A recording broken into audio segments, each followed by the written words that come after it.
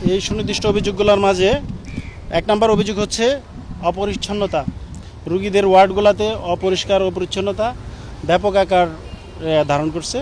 এই বিষয়টা আমরা সরেজমিনে পরিদর্শন করছি। পরিদর্শন করে আমরা দেখলাম যে রোগীদের যে বিভিন্ন ধরনের ওয়ার্ডের যে টয়লেটগুলো খুবই নিম্নমানের এবং অপরিষ্কার, এগুলো ব্যবহার করার অনুপযোগী। এখানে রোগীর সাথে যারা যাবে ভালো সুস্থ মানুষ, তারাও অসুস্থ হয়ে যাওয়ার মতো অবস্থা। তারপরেও আজকে আমরা আসছি, এই খবরটা শুনে ওরা দেখলাম কিছু টয়লেট পরিষ্কার করতেছে আর কি। আমরা এসে দেখছি তারা কাজ করতেছে। এরপরে আউটসোর্সিংয়ের বিষয়টা দেখে সৌদি সিকিউরিটি সার্ভিস আর কি, এরা যে কাজটা করতেছে এখানে গরিব মানুষ ওই যে পরিষ্কার পরিচ্ছন্ন যারা করে, এছাড়াও যারা ওই যে বিভিন্ন ধরনের খেটে খাওয়া কাজ করে, এগুলো করে, এদেরকে গত 3 মাস যাবত কোনো টাকা দেওয়া হচ্ছে না, টাকা আটকায় রাখে। ওরা যেটা করে বললো যে টাকা আটকায় রাখে, এভাবে 3 মাস 4 মাস 6 মাস টাকা আটকায় রাখে। আটকায় রাখার পরে ওদের কাছ থেকে কিছু ঘুষ নেয়। যেমন 5 মাসে যদি ওদের বেতন হয় 80,000 টাকা, তাহলে ওদেরকে দেয় 50,000 টাকা, 30,000 টাকা করে প্রতি মানুষে রেখে দেয়।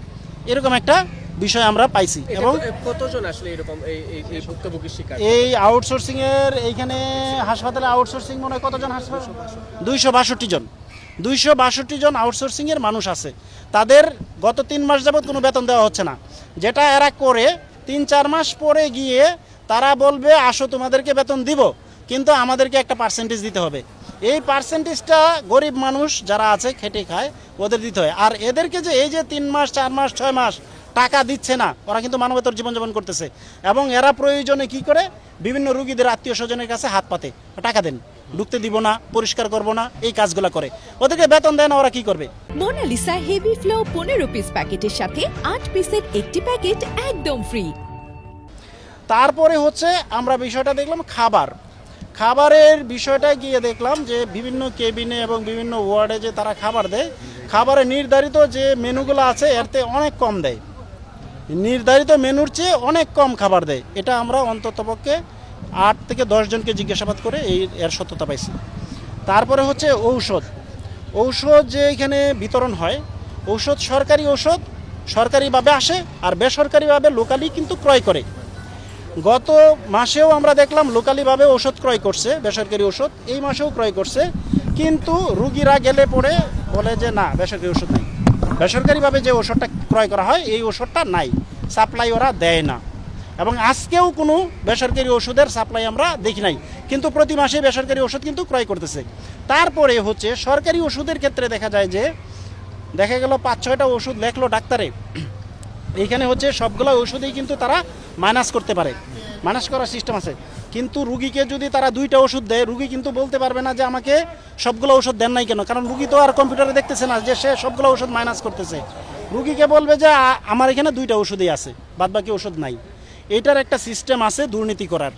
এছাড়া বেসরকারি ওষুধগুলা তারা সাপ্লাই না দিয়া বাইরে বিক্রি করার একটা অভিযোগ আছে, এবং এটার কিছুটা সত্যতা আমরা পাইছি, কারণ তারা ওষুধগুলো ডেলিভারি করে নাই।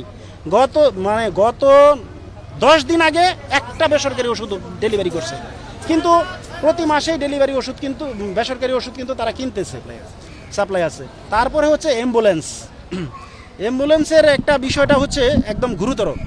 তারা যেটা করে, গত মাসের আমরা হিসাবটা নিলাম, গত মাসে অ্যাম্বুলেন্সের গাড়ি নাম্বার 710059, এই গাড়িটাতে তেল ঢুকানো 36,720 টাকা, কিন্তু গাড়িটার ইনকাম হয়েছে 18,700 টাকা, লস হইলো আরও 18,000 টাকা।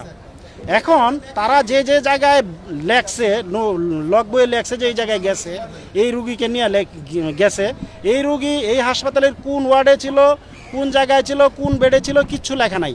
ওই রুগীর কোনো মোবাইল নাম্বার নাই। তারপরে তারা যে ওইখানে গেছে, কত কিলোমিটার গেছে এটার কোনো সিস্টেম নাই। তারা যে গেল, ওই রুগী যে টাকা দিল ওইটার তো ভাউচার আছে, সেই ভাউচার তারা ফিল আপ করে নাই। তার মানে তারা যদি রুগী নিয়ে নাও যায় এবং তেল ঢুকায়, আর যদি ইনকাম দেখায় প্রতি মাসে 18,000, 36,000 টাকা তেল ঢুকায় যদি 18,000 টাকা ইনকাম দেখায়, তাহলে তাদের কিন্তু আরও 18,000 টাকা প্রতি গাড়িতে ইনকাম। এইভাবে তাদের এখানে 6টা না গাড়ি, 6টা অ্যাম্বুলেন্স চলে। এই 6টা অ্যাম্বুলেন্সে প্রতি মাসে প্রায় 18,000 টাকা করে তারা কিন্তু ইনকাম করে।